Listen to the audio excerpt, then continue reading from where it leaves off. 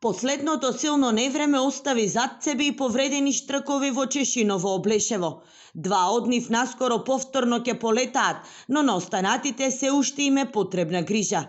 Во Македонија нема специјализиран центар, па повредените птици најчесто завршуваат кај волонтери. Затоа оваа општина, позната и како Европско село на штрковите, планира да го формира првиот рехабилитационен центар во земјава, каде повредените птици ќе добиваат соодветна нега пред да бидат вратени во природата. Најчесто страдаат од електрични столбови и земјоделски механизации. За дел од популацијата на штрковите кои што во меѓувреме се појавуваат и на нашата територија како повредени, да најдеме соодветен згрижувачки центар каде што во моментот би можеле да бидат однесени тие штркови. Имаме одлична соработка со една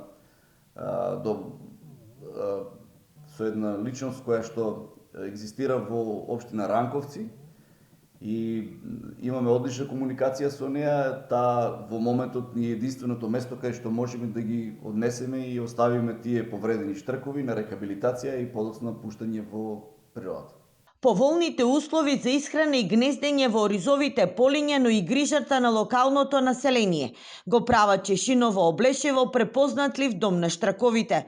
По примерот на Ранковци, општината сака да воспостави мрежа на волонтери кои ќе помагаат во згрижување на повредените птици. Прво да најдеме волонтери кои што сами ќе се нафатат да згрижуваат штркови и за среќа веќе ги има.